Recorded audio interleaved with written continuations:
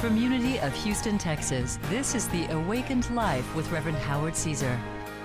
Unity is a non-denominational spiritual community providing a positive, practical, and progressive approach to Christianity. Let's join the service in progress now with Reverend Howard Caesar. So today I've titled the message, A Father's Love. And I want to be talking about how we can learn about God's love and spiritual principle through our relationship with our fathers. Before I get into that, a couple of things I want to say. I had a couple of thoughts on gender. We've talked a lot, if you listen to my Mother's Day message, we talk about this idea of God having gender is something that humans have created, that God is actually infinite, the omniscient, omnipresent, omnipotent presence of life itself, of reality itself. And so I guess I wouldn't say that God doesn't have gender, but God is beyond it. And in the Christian tradition, we have come to think of God as being male. And there's nothing wrong with that, but it's just part of the message. But that's not what today's message is about. I did want to offer one little piece of that, though, because at our convention this week, we had a wonderful message given to us by Paul Smith, who wrote the book Integral Christianity that Cindy Wigglesworth and I have taught here at Unity. And he gave me a fresh insight into this idea when he talked about the way Jesus referred to God when he prayed to God often as Abba, which is the Aramaic word that translates loosely to daddy. It's a very intimate word.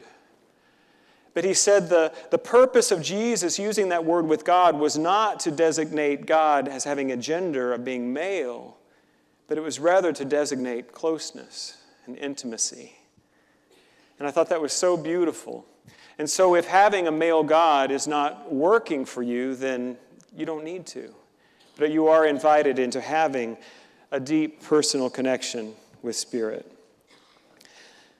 So a couple thoughts on fathers before we get into the meat of the talk. I have a wonderful dad, and that's really where I'm going to go with the talk. But I've been fathered by many, many wonderful people. And even though Howard is just about 18 years older than I am, he has been this wonderful kind of fathering energy for me right now as we are completing this transition of senior ministry, as he's stepping away from this pulpit after 34 years and I'm stepping in here full time. He has been so wonderful, putting his arm around me and giving me guidance, giving me the benefit of his years of wisdom and experience. So I'm feeling a special thank you for our senior minister, Reverend Howard Caesar, today on this Father's Day.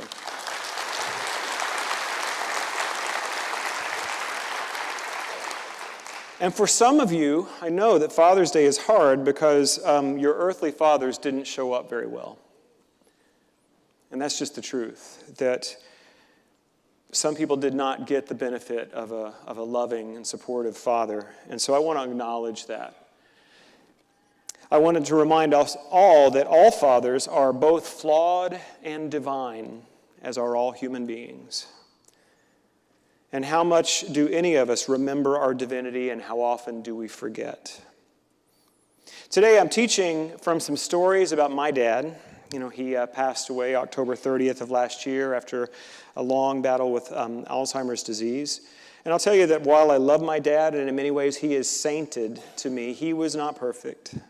He too was flawed and divine. But in my relationship with my dad, I've learned some deep spiritual understanding and some lessons about the way God shows up. And I'm trying to learn those lessons and now be that kind of dad for my little girl, Micah. Many of you may or may not know, but I have a daughter. She is the daughter of my heart, not by biology or legality, but I am her daddy, and she will let you know that I'm hers. But I want to learn from my own experience of my father so that I can bring those spiritual principles into my relationship with my daughter. And I'm sharing these stories this morning to remind me and really to remind us all of these truths so that we not only may have the benefit of them, but we may share them and we may take these lessons and bring them into the world, into our community. So there are 3 stories that I want to share with you about my dad today. The first is my rain boots in 3rd grade. The second is the time I got caught in the briar patch. And the third, the story is that Christmas where we fought about Mormons. Each one of these experiences with my dad taught me something that I think is universal and powerful, and I hope to use this as a part of my healing of the grief of losing my precious dad. He becomes more real when I talk about him, when I share this love that is so powerful and shaped me so much. But I wouldn't want to just abuse your time that way. I do believe that these lessons are valuable for all of us. So, the lesson I learned from this story about my rain boots in 3rd grade is this: you are so much more than you know. Let me tell you how this happened. We did not have a lot of money growing up. I didn't know that we were poor because my parents worked really hard to make sure we were provided for. We had everything we needed. We only had one bathroom and no shower. We had a bathtub, but we actually, I was talking to someone after the first service, we actually were in some ways quite well off because we had great food that we grew ourselves. You know, we lived very closely to the earth. It was actually kind of a wonderful, idyllic childhood in many ways, but we didn't have a lot. And we walked to school, and there's a tiny little country school. There were 2 grades in every classroom, and I think there were about 13 kids in my class. And my mom had bought me some new rain boots. Trying to save a little money, she had found a pair that fit me just fine, but they were women's rain boots. They were black rubber and pretty nondescript. They had this tiny little molded button on the side at the ankle, and for me, it was like a billboard, like, this is a gay child. You know, it's like, I did not like those rain boots. I was already having trouble kind of trying to fit in that little, rough and tumble boys world that I grew up in, and I just knew that these rain boots were just going to just blare to the world that I did not fit in. So I did not like the rain boots. I was embarrassed, and I wasn't, kids don't think about the family economics. They just think about their own experience. And so I devised a plan, and I used a skill that I really learned to hone over the years before recovery. I lied. I told my parents that a girl in my class had been teasing me about my girls' rain boots. Now, I was absolutely trying to manipulate them. There's no doubt about it. But I didn't know that was striking a particular wound in my father from his childhood, because his dad did not show up well for him. And my father's probably defining decision in his time on earth was to be a better father to his sons than his father was to him. He would come back to it again and again, how he some you've probably seen this with some parents, they just parent exactly the way they were parented, and then sometimes someone just makes a 180. So whereas his father wasn't home at all, my dad was home as much as he could be. He took us to all of our rehearsals. He was there for every piano recital. My dad was hands-on and present. And he did not want his middle boy to be teased because his parents were trying to save a couple of bucks. So I got some new rain boots. They were boys' rain boots, and I wore them with pride. And I feel like I owe an amends to the little girl who I told my dad that there was one girl in particular that had teased me, and I probably should look her up on Facebook and tell her this story. I think she'd probably get a laugh out of it now. But I remember my dad came in. I'd gone to bed one night, and he came into my room, and he took my hand, and he held this finger right here, and he said, "Michael, God, I want to tell you, you have more talent in that pinky finger of yours than that girl has in her whole fat body."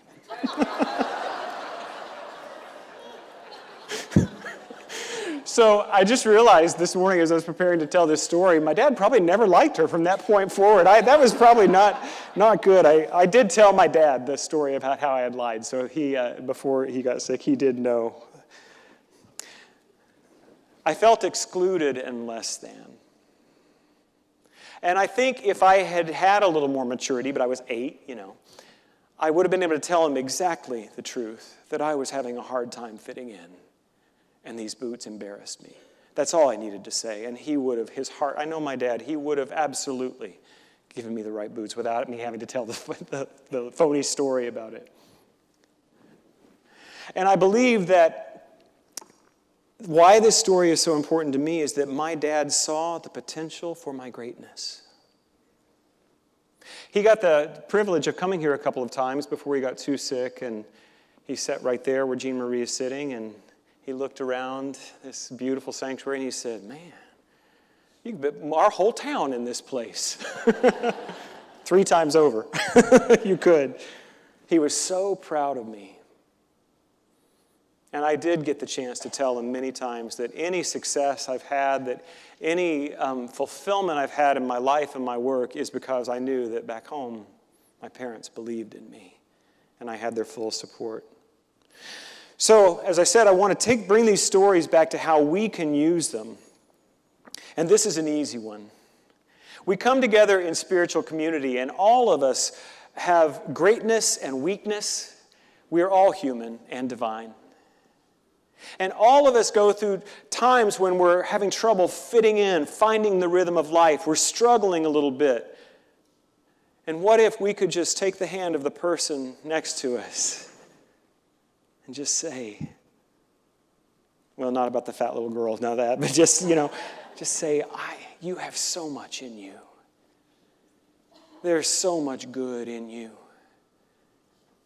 The lesson of this story, what I would love for us to bring into our church with each other as you make your friends here in the classes and come together in community, is that you are so much more than you know.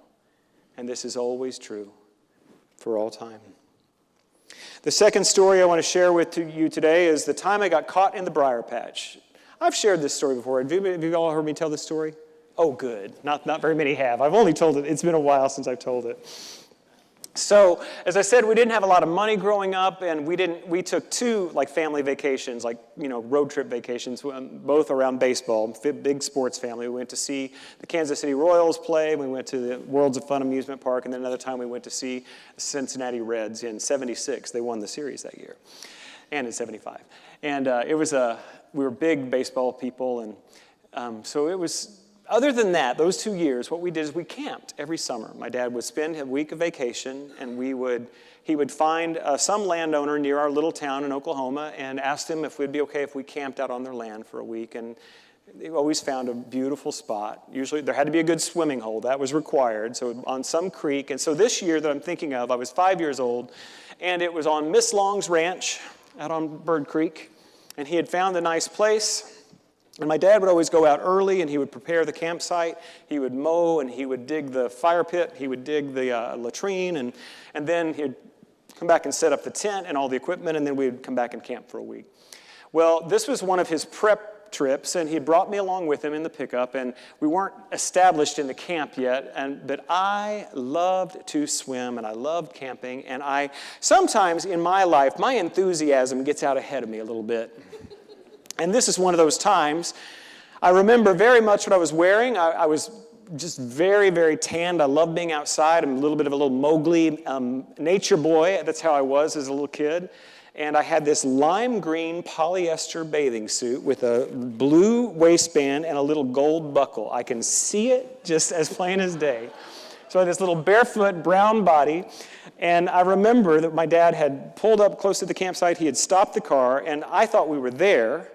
And in truth, I think he was opening a gate or something. But I opened that car door, and I went right over the creek bank, and I was going swimming. Again, my enthusiasm got ahead of my rational thinking. And I didn't find a path down to the swimming hole. What I found was no path right into a greenbrier patch. Do y'all know what those are? We have them here in Houston. I see them when I'm out walking sometimes. It's a bit of an invasive plant. It's the tendrils, the vines are very strong and sturdy, and all along them are these long, skinny thorns. And they grow in a thicket. The vines just kind of get, and it's a briar patch, if you remember the Song of the South. And anyway, I got caught in the briar patch, right in the thick of it. And I remember, my memory of it is that it was like 20 feet high and 50 feet wide, and I was hanging by my ankles up in it, but I know that's actually not true. That's how it felt. I was terrified. I was scratched. I was bleeding. I was hurting, and mostly I was just scared. And so I began to yell for my dad, "Daddy, come help me." And my dad was a wonderful, sweet, supportive man, but he could also be a little impatient when we did things like this. But he wasn't angry. He came over, he saw how scared I was, he worked me free, he put me on his shoulder, and he comforted me. And I was crying. And this became my father's favorite story to tell for the next 40 years. And for most of those 40 years, I hated that story. Because for me, I thought the point of the story was, what a dumb kid. What a dumb kid. His enthusiasm, getting out in front of his rational thinking, and just got himself in a terrible fix. So I thought that's why my dad would tell this story, like, what, laughing at that dumb kid. I was probably 40 years old after I'd had some recovery and some therapy and some healing, and I finally realized why my dad loved to tell that story. It was not because, what a dumb kid, but it was a story of how much he loved me.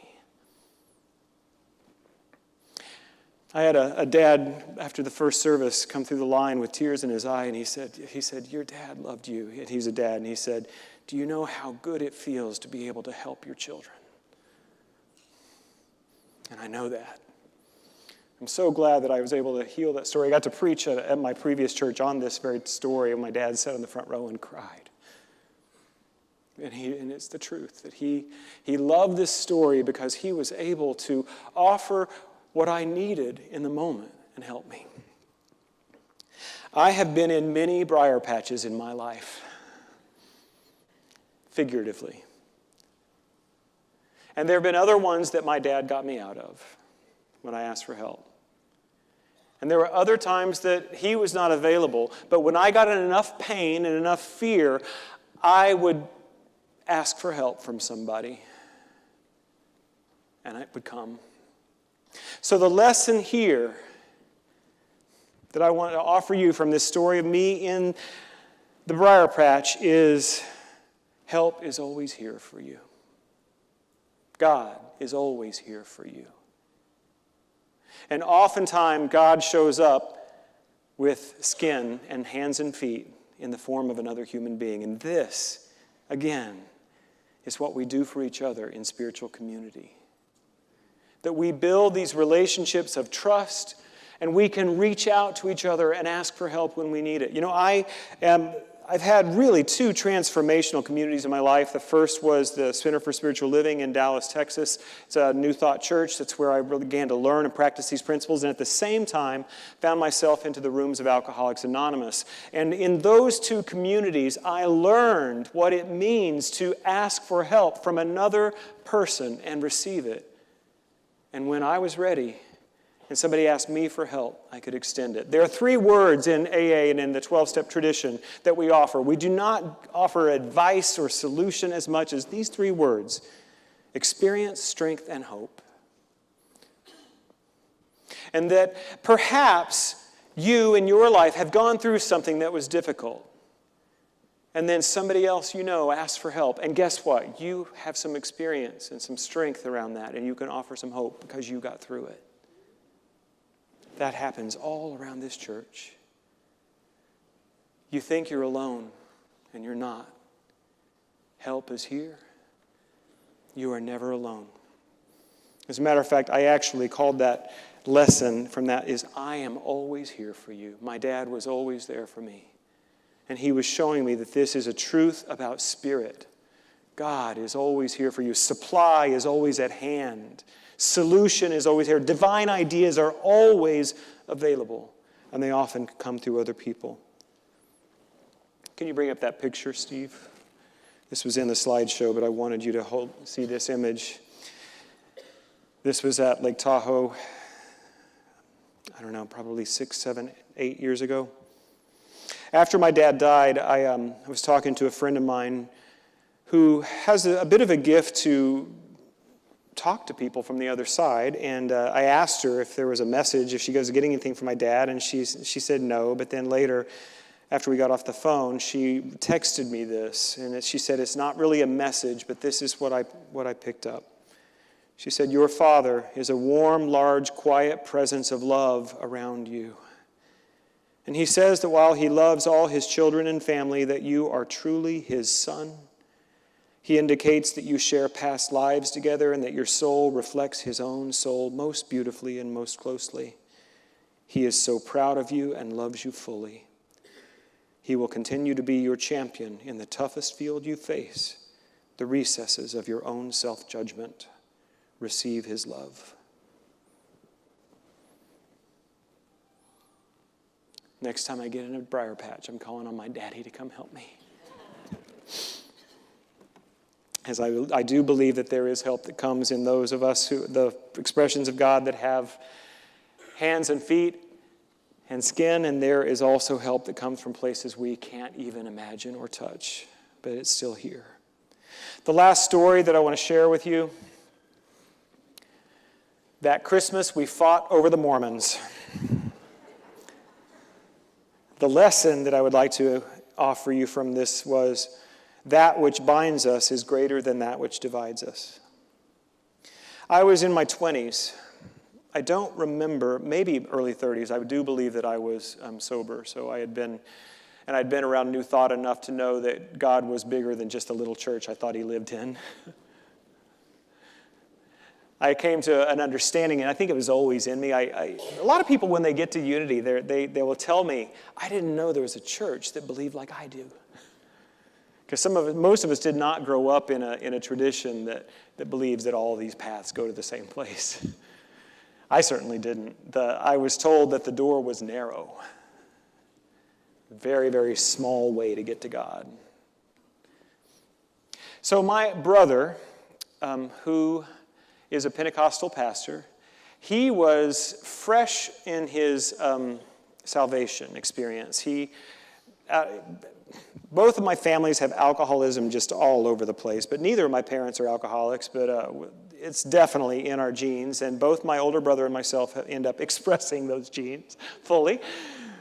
And he got sober. He got struck sober watching Benny Hinn on TV.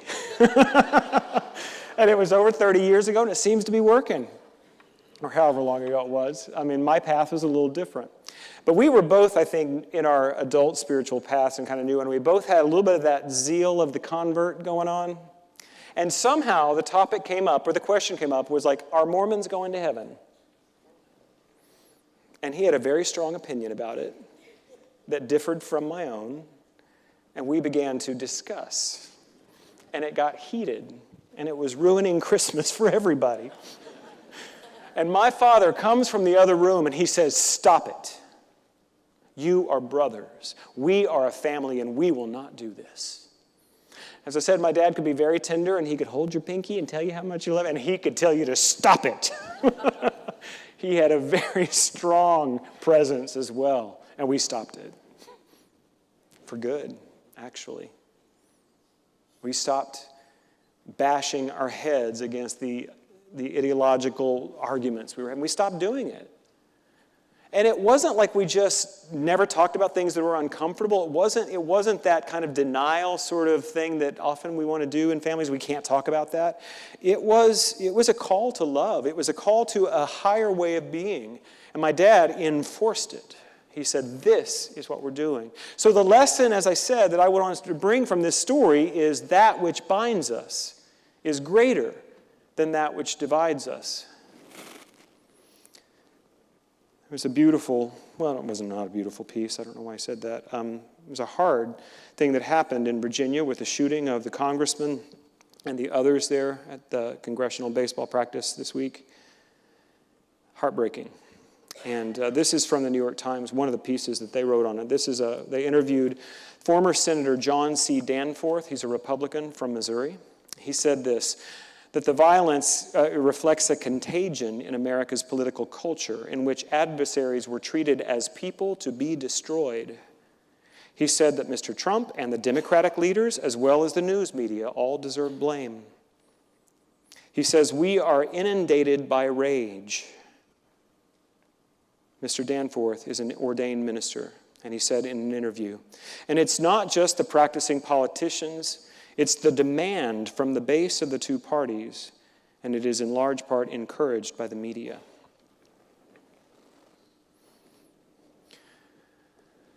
Some in the media are reporting that we are in the time of greatest division in our country since the Civil War. There is more againstness, there is more otherizing going on in our world and in our country more than any other time.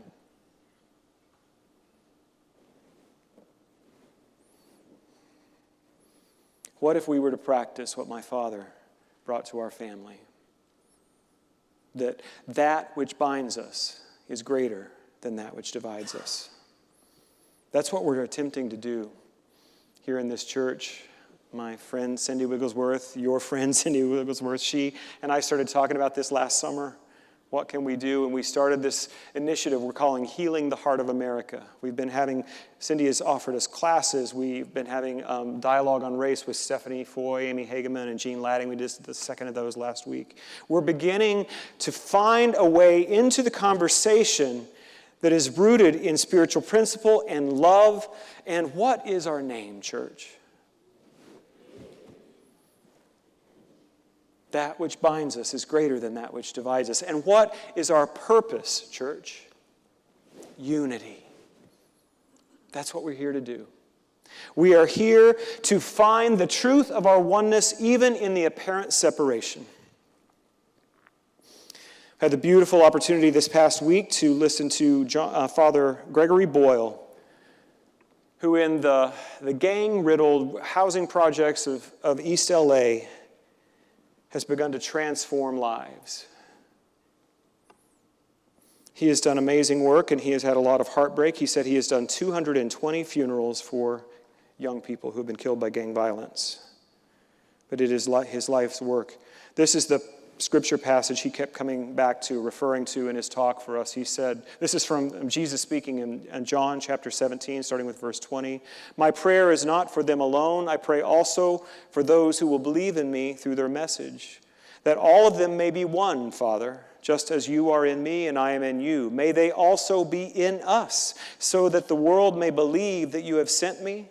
I have given them the glory that you gave me, that they may be one, as we are one, I in them and you in me, so that they may be brought to complete unity. Then the world will know that you sent me, and I have loved them even as you have loved me. God's will is that we are one. That which binds us is greater than that which divides us. My Pentecostal brother, last summer when I went through a difficult breakup, he wrote me this. I so love you, my brother, that my heart hurts for you. I can't imagine how difficult all you're dealing with is right now. But I wanted you to know that I am always here for you. And I'm praying that God heals this pain that you must be experiencing now. Blessings abundant, Michael. You are a gift in the earth. Love did that. My dad did that. And that's what we're here to do. God bless you. Thank you for joining us for today's message. We invite you to be with us again next Sunday. Unity is inclusive, welcoming people of all walks of life in dignity and love. We believe that love, strength, and goodness dwells within you. May we all live in unity with God, humanity, and all of God's creation. And remember, as Reverend Caesar says, life is meant to be good.